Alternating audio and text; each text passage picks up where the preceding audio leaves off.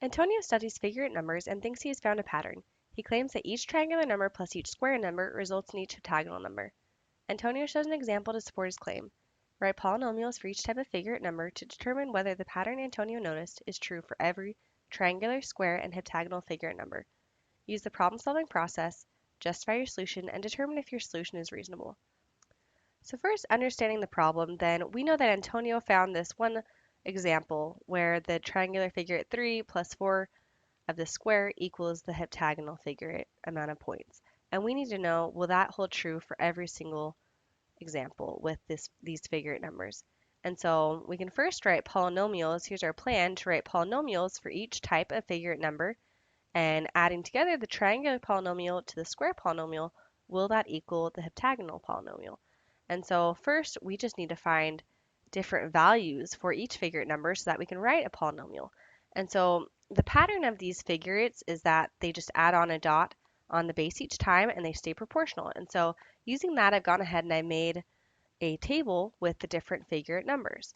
And note here that these figurate numbers are in a sequence. And so n is going to be the number of its place in the sequence. And so now that we have these, then we can go ahead and find the finite differences and find the polynomials for each. And so first for t of n, finding the finite differences, we get 10 minus 6 is 4, 6 minus 3 is 3, 3 minus 1 is 2, and 1 minus 0 is 1. And note here also that n decreases, or that n has a change of 1. 4 minus 3 is 1, 3 minus 2 is 1, etc. And so we do have a delta n of 1. And so for t of n, we know it's not going to be linear. Let's keep subtracting. So 4 minus 3 is 1, and so on. We actually get 1 each time. And so now we can find the polynomial. So first, we know that 2a will equal the second difference, which is 1. And so dividing by 2 on each side to solve for a, we get a equals 1/2. And then for b, then we know that a plus b equals the first difference between 0 and 1, which here is 1.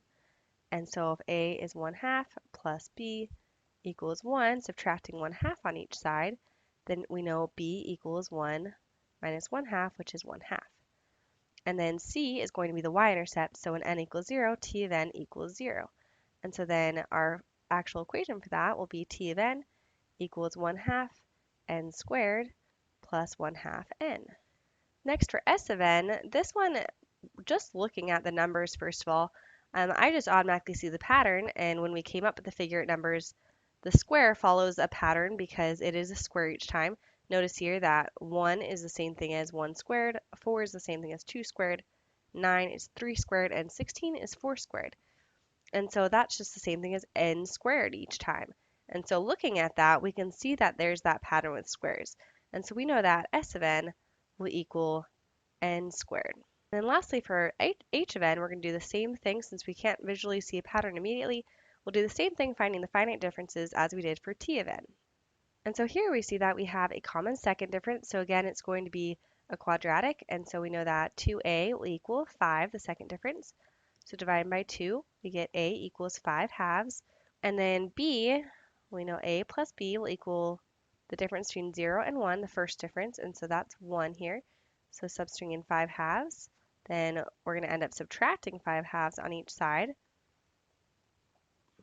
So then b equals 1 minus 5/2. Well, 1 is the same thing as 2/2. So 2 minus 5 is -3, then halves.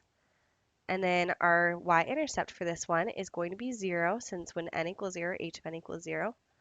And so then our final function will be h of n equals 5/2 n squared minus 3/2 n. So now that we have all three, we want to know, does t of n, the triangle figurates plus the square figurates s of n, added together equal h of n?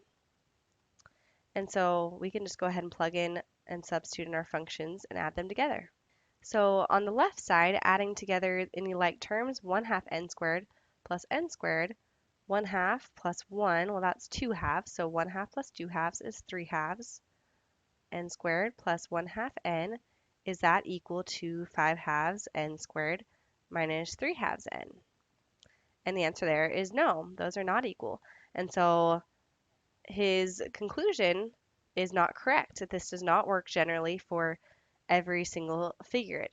And we can double check our answer and just make sure it's correct by looking at an example in the table. Well, here we'll just pick n equals 3, for example. Does t of n plus s of n equal h of n? Well, 6 plus 9 is 15, which is not equal to 18. So no, it actually doesn't work here. That's a counterexample right there. And so we know that this will not be true for all situations, and so we can go ahead and summarize our answer. Understand the problem. Antonio found one case where a triangular number plus a square number equal to a heptagonal number. The problem asks if this relationship is true for every triangular, square, and heptagonal number in a sequence. Make a plan. Make tables to represent the figure number patterns and use the patterns in the tables to write polynomials to represent the figure numbers. Let n represent the position in the sequence of figure numbers. Determine if the sum of the triangular number function and the square number function is equal to the heptagonal number function. Carry out the plan. Triangular numbers 1, 3, 6, 10 can be represented by the function t of n equals 1 half n squared plus 1 half n. Square numbers 1, 4, 9, 16 can be represented by the function s of n equals n squared. Heptagonal numbers 1, 7, 18, 34 can be represented by the polynomial function h of n equals 5 halves n squared minus 3 halves n.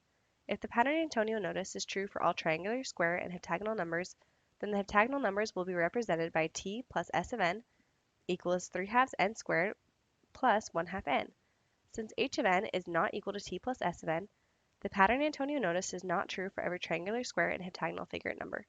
Look back at your work. Finite differences can be used to determine the functions t of n, s of n, and h of n. Functions can be added together by combining like terms and applying the properties of algebra. The function t plus s of n can be compared to h of n for equivalence.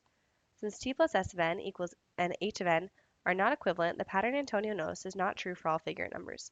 To evaluate the solution for reasonableness, select a different set of figure numbers. The third numbers in each sequence are t of 3 equals 6, s of 3 equals 9, and h of 3 equals 18. 6 plus 9 equals 15, which is not equal to 18. Therefore, the third set of figure numbers, t of 3 plus s of 3, does not equal h of 3, and is a counterexample for Antonio's pattern.